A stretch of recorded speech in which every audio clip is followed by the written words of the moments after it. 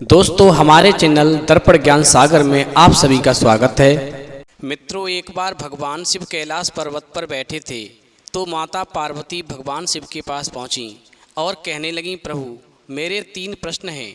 आपसे प्रार्थना है कि इन 3 प्रश्नों का उत्तर दे करके मुझे संतुष्ट करने की कृपा करें। फिर पार्वती की बात को सुनकर के भगवान शिव कहने लगे, हे प्रिय, तुम अपने तीनों प्रश्न बताओ, मैं तुम्हें उत्तर बता करके तुम्हें संतुष्ट करने का पूरा प्रयास करूंगा। तो माता पार्वती कहती हैं, हे प्रभु, मेरा पहला प्रश्न है, पाप का घड़ा कब तक और कैसे भरता है। मेरा दूसरा प्रश्न है, स्त्री को किन परिस्थिति में श्रृंगार नहीं करना चाहिए। मेरा तीसरा प्रश्न है, भाई भाई का दुश्मन क्यों बन जाता है। मित्रों, इस प्रकार माता पार्वती के तीनों प्रश्नों को सुनकर के भगवान शिव कहने लगे, हे प्रिय, मैं तुम्हें एक छोटी सी कहानी सुनाता हूँ। यदि तुमने इस कहानी को बड़े ही ध्यान से सुना और पूरा सुना तो निश्चित ही तुम्हारे तीनों प्रश्नों के तुम्हें उत्तर मिल जाएंगे और तुम्हें पूरी तरह से संतुष्टि प्राप्त हो जाएगी। अब माता पार्वती कहने लगीं, प्रभु ठीक है, आप मुझे कहानी सुनाओ। मैं आपके द्वारा सुनाई गई कहानी को पूरी तरह मन से सुनूंगी और कहानी को पूरा सुनूंगी। जब तक आपकी कहानी पूरी नहीं हो जाती तब तक मेरा मन किसी दूसरी जगह नहीं जाएगा। तो मित्रों, भगवान से माता पार्वती को किस प्रकार से तीनों प्रश्नों का उत्तर एक कहानी के माध्यम से देते हैं, तो कहानी शुरू करने से पहले मेरा आप सभी से अनुरोध है कि माता पार्वती की तरह आप भी कहानी को पूरा सुनें और हमारे चैनल को सब्सक्राइब अवश्य करें, क्योंकि आधी कहानी सुनने वालों को आधा अधूरा ही ज्ञान प्राप्त होता है जो जीवन में कभी काम नहीं आता। अब भगवान शिव कहते हैं, हे प्रिय, एक गांव में 2 भाई रहते थे। कुछ दिनों के बाद में बड़ा भाई अपने पैसों के घमंड में अपनी पत्नी से दूर जाकर के रहने लगा। वो कभी पैसों के आगे पत्नी को ही नहीं, किसी को भी घास नहीं डालता था। वहीं छोटा भाई भले ही गरीब था मगर अपने परिवार में अपनी पत्नी व बच्चों के साथ रहता था और भूखे प्यासे रह कर के या उसे जो कुछ भी मिल जाता था उसे ही खा कर के अपना गुजारा करता था। जहां बड़ा भाई बहुत अमीर था वहीं छोटा भाई बहुत गरीब था। बड़े भाई के पास में धन दौलत सुख सुविधाओं की कोई कमी नहीं थी, उसके पास में सब कुछ था, परंतु छोटे भाई के पास खाने के लिए चावल तक नहीं थे। बड़ा भाई बहुत ही खुश रहता था लेकिन छोटा भाई बहुत ही दुखी रहता था। एक बार दिवाली का त्यौहार आया तो बड़ा भाई बहुत ही प्यार से अपना त्यौहार मना रहा था। वहीं छोटा भाई जिसके घर पर खाने के लिए चावल भी नहीं थे, तो छोटे भाई के बच्चे त्यौहार के दिन भूखे मारे मरे जा रहे थे। उनकी आंखों से आंसू थमने का नाम नहीं ले रहे थे। अब जब छोटे भाई को बच्चों का रोना बर्दाश्त नहीं हुआ तो वो अपने बड़े भाई के घर खाने के लिए कुछ अनाज मांगने गया, परंतु बड़े भाई ने अपमान करके अपने छोटे भाई को वहाँ से भगा दिया। भगवान शिव कहते हैं, पार्वती, इस प्रकार छोटा भाई निराश होकर के रोते रोते घर वापस आ रहा था। तभी रास्ते में उसे एक बूढ़े व्यक्ति ने रोका जिसके सामने एक लकड़ियों का गट्ठर पड़ा हुआ था। अब उस बूढ़े व्यक्ति ने उस गरीब व्यक्ति से पूछा कि बेटा तुम क्यों रो रहे हो। फिर छोटे भाई ने बड़े भाई के द्वारा किए गए दुर्व्यवहार के बारे में उस बूढ़े व्यक्ति को सारी बात बताई। फिर तो उस बूढ़े व्यक्ति ने उस छोटे गरीब व्यक्ति से कहा कि तुम एक काम करो, तुम मेरे घर ये लकड़ियों का गट्ठर जो मेरे सामने पड़ा है इसे सर पर रखकर पहुंचा दो, तो मैं तुम्हें अमीर बनने का एक रास्ता बताऊंगा जिससे तुम बहुत अमीर बन जाओगे। फिर तुम्हारे जीवन से हमेशा के लिए गरीबी चली जाएगी और तुम अपनी पत्नी और बच्चों के साथ में सुखपूर्वक जीवन व्यतीत कर सकोगे। भगवान शिव कहते हैं, पार्वती, इस प्रकार छोटा भाई जो गरीब था वो उस बूढ़े व्यक्ति की बात को मान गया। फिर उसने बूढ़े व्यक्ति की उन लकड़ियों के गट्ठर को उठाया और उसे लेकर के बूढ़े व्यक्ति के घर पहुंचा दिया। अब लकड़ियों का गट्ठर जब बूढ़े व्यक्ति के घर पहुंच गया तो गट्ठर पहुंचने के बाद में उस बूढ़े व्यक्ति ने उस गरीब भाई को एक मालपुआ दिया और कहा, मैं तुम्हें एक मालपुआ देता हूँ, तुम पास के जंगल में पश्चिम दिशा की ओर जाओ, वहाँ पर तुम्हें एक गुफा दिखेगी, फिर जब तुम उस गुफा के अंदर प्रवेश करोगे तो उस गुफा के अंदर तुम्हें कुछ बौने लोग मिलेंगे। उन बौनों को मालपुआ बहुत पसंद हैं। जब तुम उनको मालपुआ खिलाओगे तो वो बौने जो हैं वो मालपुआ के बदले तुम्हें कुछ भी देने को राजी हो जाएंगे। तो तुम उनसे मालपुआ के बदले में जादुई चक्की मांग लेना। जब वो तुम्हें जादुई चक्की दे देंगे तो समझ लो तुम्हारे बुरे दिन हमेशा के लिए विदा हो जाएंगे और तुम्हारे जीवन में खुशियाँ छा जाएंगी। फिर तुम उस जादुई चक्की से जो भी मांगोगे वही तुम्हें प्राप्त होगा। भगवान शिव कहते हैं पार्वती, इस प्रकार छोटे गरीब भाई ने उस बूढ़े व्यक्ति की बात को मान लिया और उससे मालपुआ लेकर के वो पास के जंगल में उसी गुफा में पहुंचा। जब वो छोटा गरीब भाई गुफा में प्रवेश करता है तो उसे वहाँ पर 3 बौने व्यक्ति मिलते हैं। जब वो गरीब व्यक्ति उन तीनों बौने लोगों को वो मालपुआ खिलाता है तो उनमें से एक बौना कहता है कि तुम्हारा मालपुआ खा कर के हमारे मन को बहुत ही संतुष्टि मिली है। अब हम ये चाहते हैं तुम मालपुआ के बदले में हमसे कुछ मांग लो। तुम जो भी मांगोगे हम तुम्हें वही देंगे। अब भगवान शिव कहते हैं पार्वती, फिर तो छोटे गरीब भाई ने उन तीनों बौनों से जादुई चक्की मांग ली। अब जादुई चक्की मांगे जाने पर एक बौने व्यक्ति ने जादुई चक्की उस गरीब व्यक्ति को भेंट कर दी और चक्की भेंट करने के बाद कहा, ये एक जादुई चक्की है, तुम इससे जो भी मांगोगे तुम्हें वही मिलेगा। तुम्हें जब भी किसी चीज़ की ज़रूरत हो इस चक्की को चलाना और उससे मांग लेना, और जब तुम्हारी मांग पूरी हो जाए तो इस चक्की को बंद कर देना और इसके ऊपर एक लाल कपड़ा डाल देना, क्योंकि तुम्हारे लाल कपड़े पड़ते ही ये चक्की बंद हो जाएगी। और जब तक लाल कपड़ा इस चक्की के ऊपर नहीं पड़ेगा तब तक ये चक्की अपना काम करती रहेगी और तुम्हें कुछ ना कुछ देती रहेगी। भगवान शिव कहते हैं पार्वती, इस प्रकार उस बौने की बात को सुनने के बाद में वो गरीब व्यक्ति उस चक्की को लेकर अपने घर आ गया। अब घर पर आने के बाद में उस गरीब व्यक्ति ने सबसे पहले चक्की से कहा, हे चक्की, तू सबसे पहले मुझे चावल दे। अब तो उस गरीब व्यक्ति की बात को सुनते ही चक्की ने गरीब व्यक्ति के सामने घर पर चावलों का ढेर लगा दिया। अब जब गरीब व्यक्ति के सामने चावलों का ढेर लग गया, भगवान शिव कहते हैं पार्वती, फिर उस गरीब व्यक्ति ने उस चक्की से दाल मांगी, मिर्च मसाले मांगे और भोजन पकाने का सारा सामान मांगा। वो गरीब व्यक्ति चक्की से जैसे जैसे सामान मांगता गया तुरंत ही उसके सामने वही सामान उपस्थित होता गया। फिर तो गरीब व्यक्ति सामान का ढेर देख कर के बहुत ही खुश हुआ और उस रात उस गरीब व्यक्ति ने अपने पूरे परिवार के साथ में पेट भर के खाना खाया और फिर आराम से वो सभी सो गए। भगवान शिव कहते हैं पार्वती, फिर बचे हुए चावल और अनाज और दालों को उस गरीब व्यक्ति ने सुबह जाकर के बाजार में बेच दिया, जिसके बदले में उसे उचित दाम भी मिले।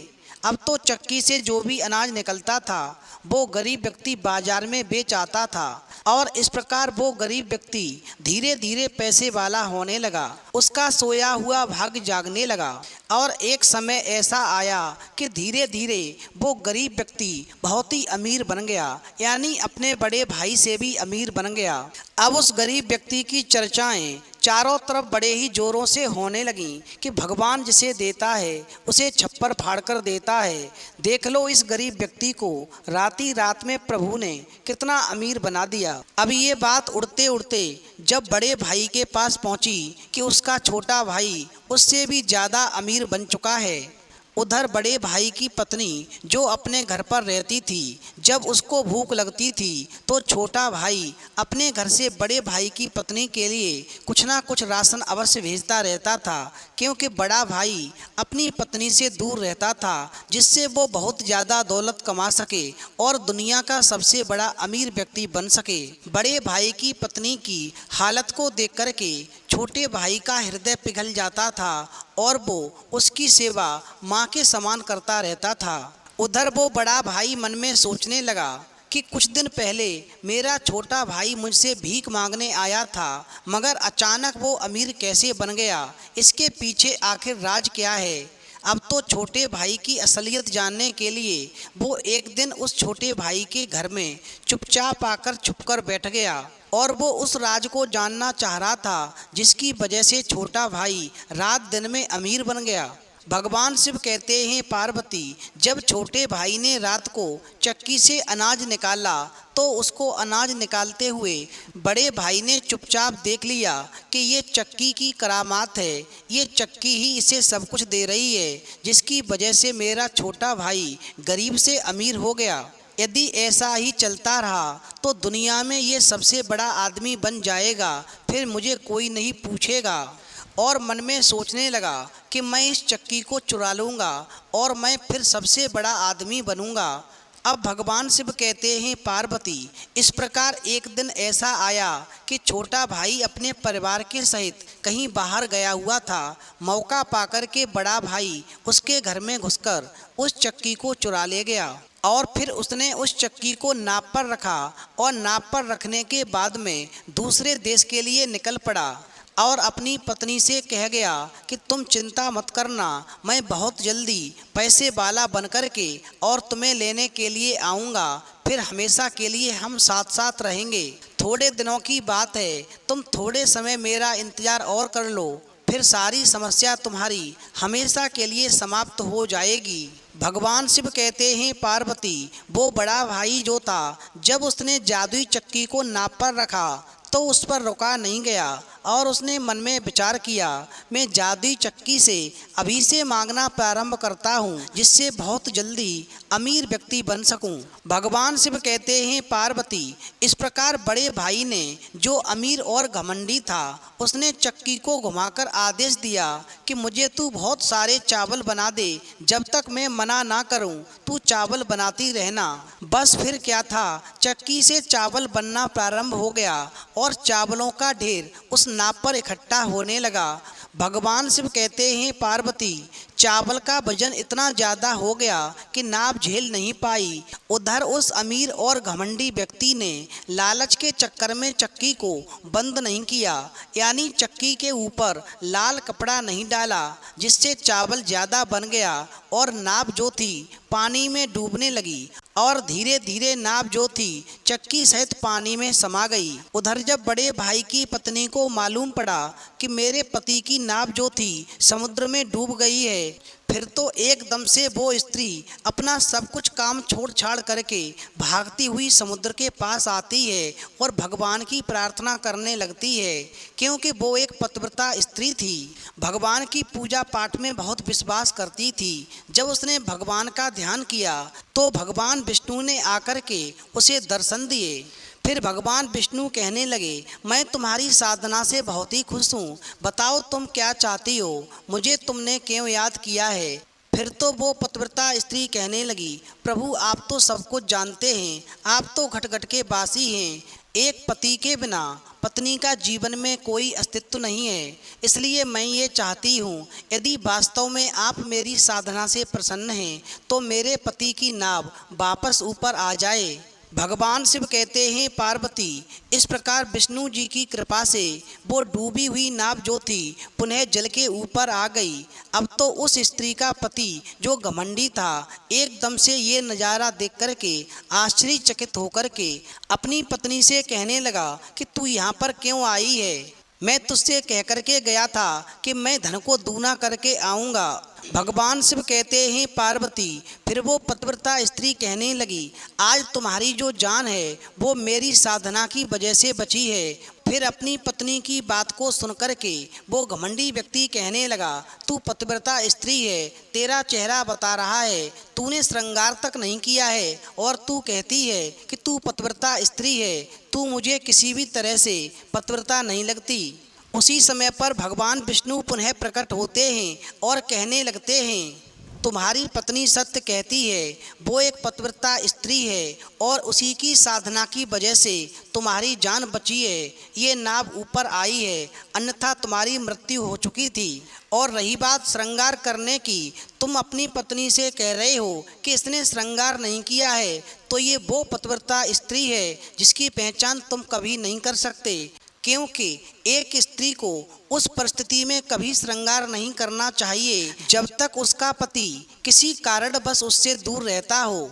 यदि किसी स्त्री का पति किसी कारणवश उससे दूर रहता है और उसकी पत्नी यदि श्रृंगार करती है तो उसका पतिव्रता धर्म भंग होता है और उसकी साधना कभी पूरी नहीं होती, उसके जीवन में कभी सुख की प्राप्ति नहीं होती, उसका जीवन हमेशा दुखों में ही कटता है। भगवान शिव कहते हैं पार्वती, इस प्रकार विष्णु जी की बात को सुनकर के वो घमंडी व्यक्ति जो था उसका घमंड चूर चूर हो गया और उसने भगवान के चरणों में गिर कर के क्षमा याचना मांगी और अपनी पत्नी से भी हमेशा के लिए माफ़ी मांगी कि मैं कभी भी किसी व्यक्ति को नहीं सताऊंगा और कभी भी घमंड नहीं करूंगा, कभी भी लालच नहीं करूंगा, क्योंकि लालच का फल बुरा होता है। जो व्यक्ति घमंड करता है, दूसरों का सम्मान नहीं करता, हमेशा अपमान करता है, ऐसे व्यक्तियों का पाप का घड़ा एक दिन भरता है और वो जब फूटता है तो इसी प्रकार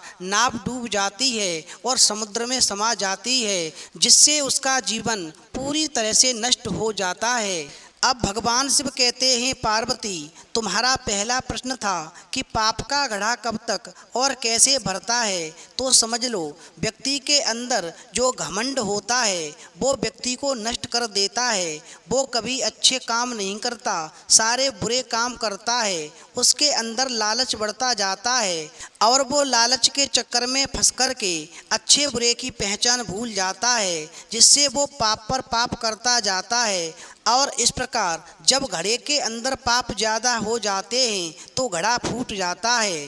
अब तुम्हारा दूसरा प्रश्न था कि स्त्री को किन परिस्थिति में श्रृंगार नहीं करना चाहिए, तो समझ लो यदि किसी स्त्री का पति किसी कारणवश उससे दूर रहता है तो उस परिस्थिति में स्त्री को कभी श्रृंगार नहीं करना चाहिए, अन्यथा उसके जीवन में कभी सुख की प्राप्ति नहीं होती, उसका जीवन हमेशा दुखों से भरा रहता है। अब तुम्हारा तीसरा प्रश्न था कि भाई भाई का दुश्मन क्यों बन जाता है, तो समझ लो एक लालच की वजह से ही भाई भाई का दुश्मन बन जाता है। इसलिए इंसान को कभी भी लालच नहीं करना चाहिए। और इस प्रकार भगवान शिव पार्वती को तीनों प्रश्नों का उत्तर देकर के उनसे पूछते हैं, पार्वती अब तुम बताओ क्या तुम्हें संतुष्टि प्राप्त हुई? तो माता पार्वती कहती हैं, हाँ प्रभु, मुझे इस कहानी से मुझे तीनों प्रश्नों के उत्तर मिल गए। तो मित्रों, यदि आपको ये कहानी पसंद आई हो तो आप कमेंट बॉक्स में लिख कर के अवश्य बताएं और भगवान शिव और पार्वती के लिए एक लाइक करें और हमारे चैनल को सब्सक्राइब अवश्य करें।